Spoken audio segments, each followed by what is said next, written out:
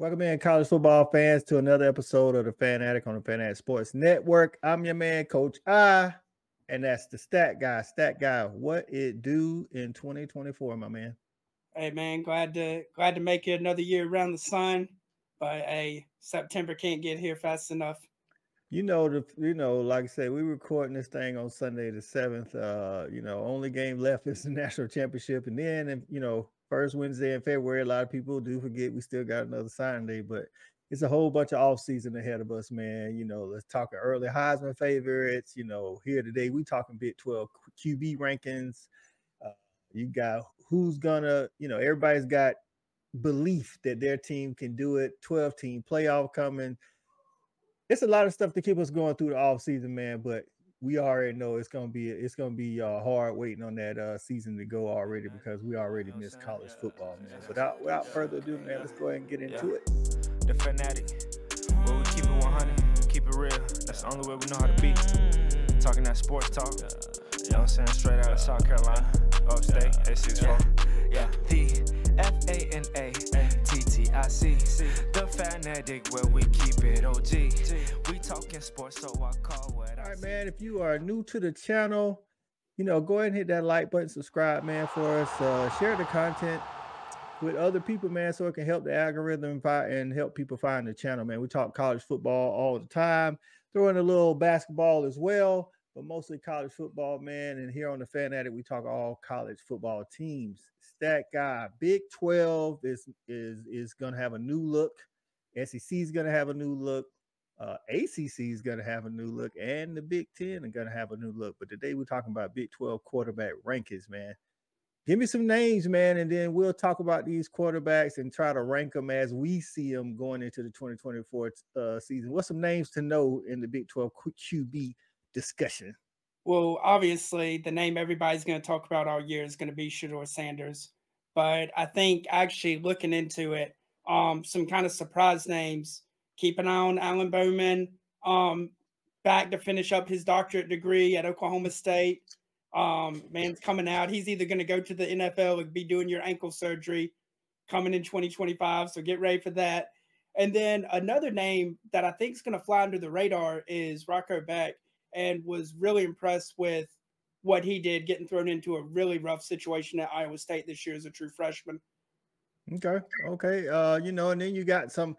Listen, man, two people have gotten granted for their 7th year of eligibility. That is Alan Bowman and Utah's Cam Rising, because Utah and Arizona and Colorado are now in the Big 12, with Oklahoma and Texas exiting to the SEC, man. You also got Arizona's quarterback who came on. He didn't even start the season, but took over the jobs, Noah Fifita. You know what I'm saying? You got the seemingly always banged up Jaylon Daniels, but definitely very talented. So let's get into some of these quarterbacks, man. And then we'll go through each of the quarterbacks, and then we'll kind of give who we think our top 6 are. So, I mean, let's start off with the one that, come on, man. He butters the bread, as far as the media is concerned, and he can get it done on the field too, man. And that's Shedeur, man. Shedeur, honestly, man, this dude had a hell of a year considering he didn't have no offensive line. Yeah, no, I mean, you look at the over 100 quarterback pressures, over 55. So I think it was like 57 times he got sacked last year. I mean, you look at what he was able to do with people in his face 24/7. He is a walking human highlight reel.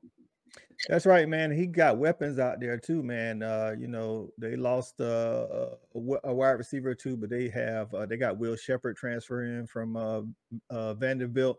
So he's going to have weapons. They made some changes on the offensive line. We'll see, and got the number 1 offensive tackle in the 2024 class, so Jordan Seaton. So we'll see what that can do. I think Shedeur hands down goes into the next season as the number 1 quarterback in the Big 12, for one, because of what he can do talent-wise, and for two, he's as bad as the offensive line was, he's available all the time until the last game or two when they chose to sit him out because, he was hurt or whatever. But I think his question, I think Sanders is the guy to be in the Big 12.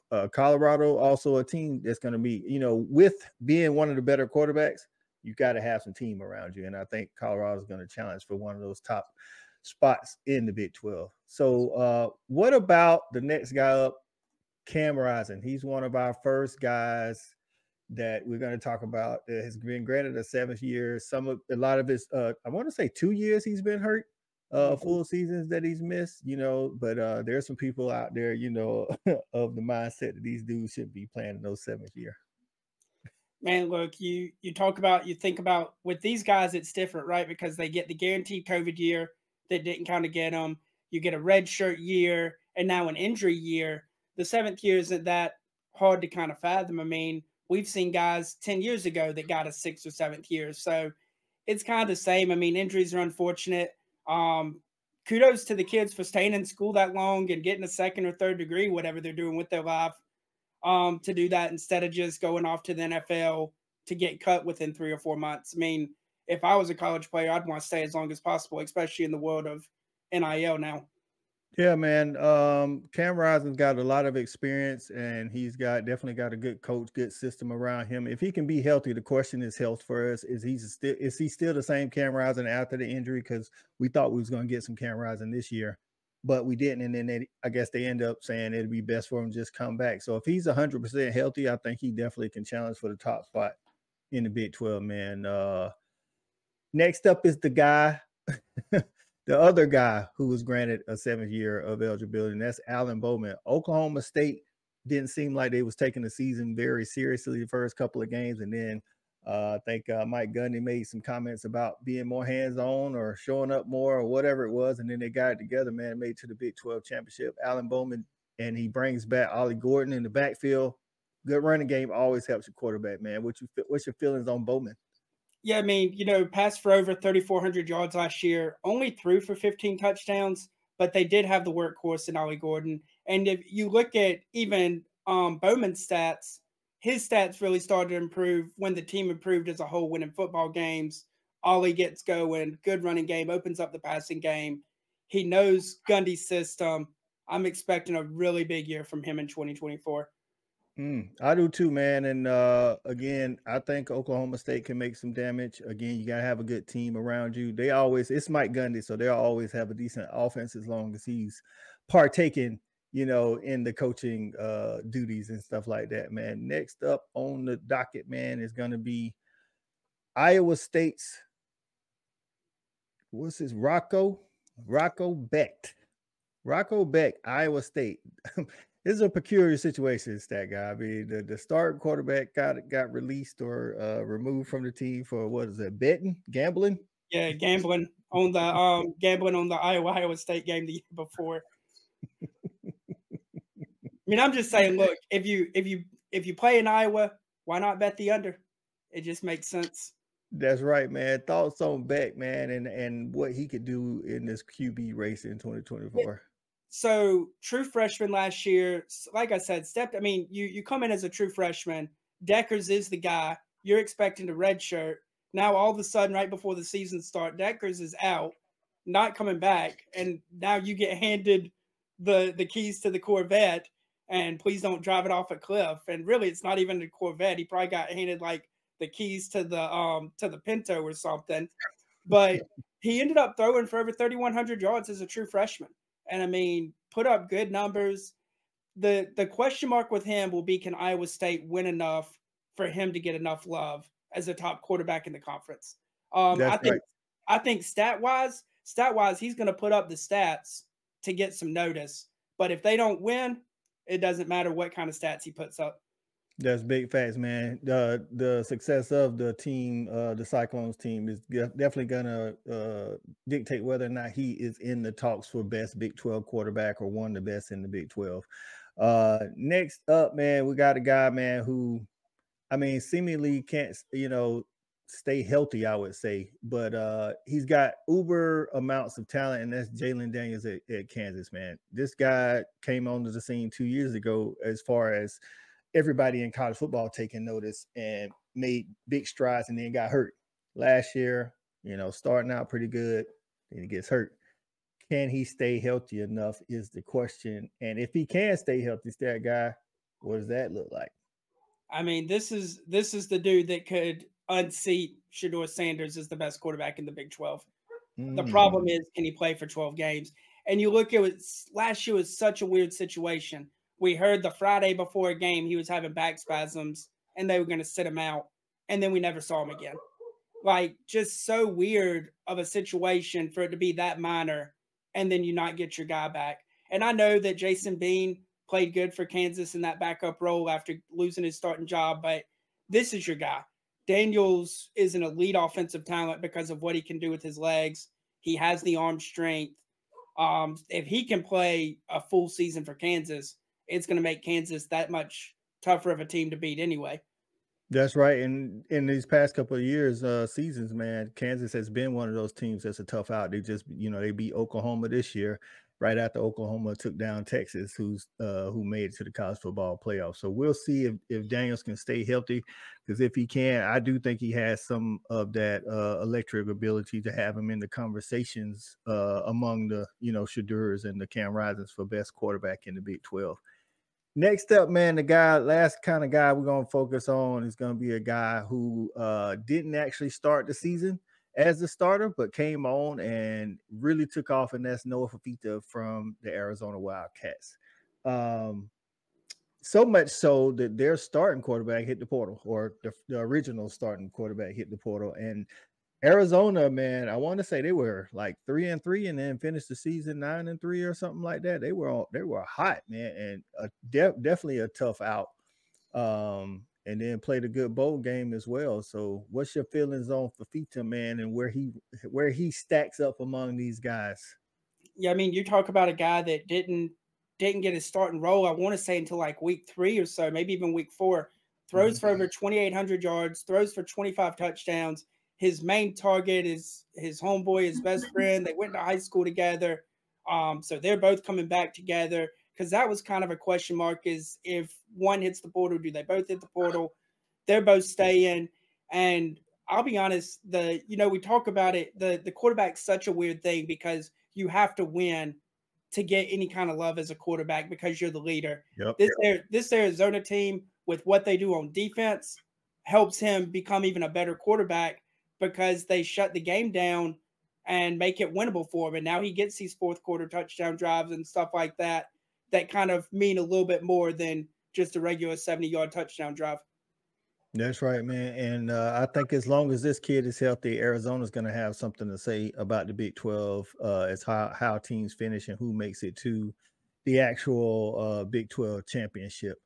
All right, man. So we talked about some guys that a lot of people probably know. Give me a name where, maybe a lot of people don't know this name. Sherpin from Baylor.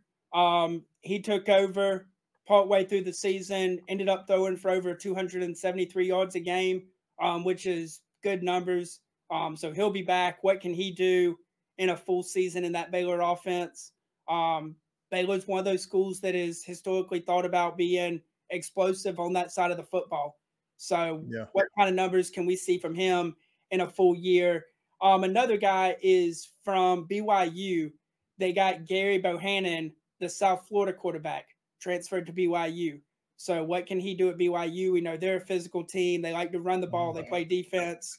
Now you add a true quarterback there that's been through it before, played in the Big 12 already. What can he do? So very excited to see those two guys this year as well.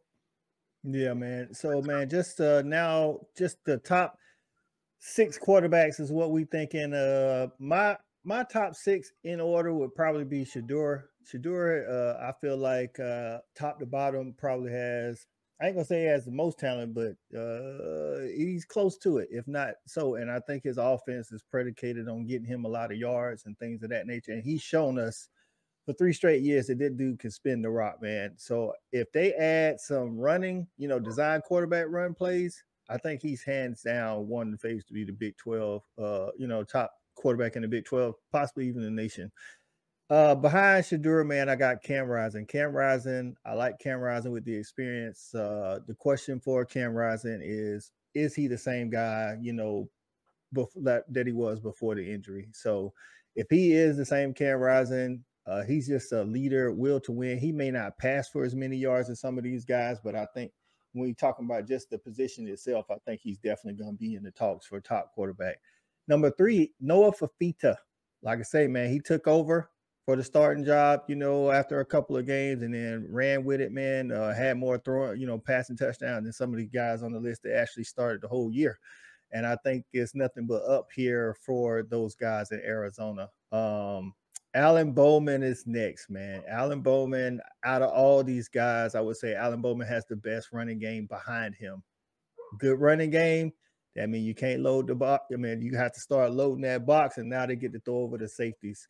And with Gundy, you know, being present, you know, now he has to be present and care about the season. But with Gundy and that good running game, I think Alan Bowman will be right there. And then behind him, the 5th best, I think, probably would be Rocco Becht at Iowa State. Iowa State's not known as an offensive juggernaut, but he is putting up numbers. We'll see what the receiving core can do to help him out. And he is playing in the Big 12 without now having to go against the Texases and the Oklahomas. So we'll see what he can do. And then Jaylon Daniels, talent-wise, he'd probably be higher up on the list. But because we haven't seen him with the ability to stay healthy, that's why he comes in at number 6. What you got on the QB rankings for the Big 12 top 6?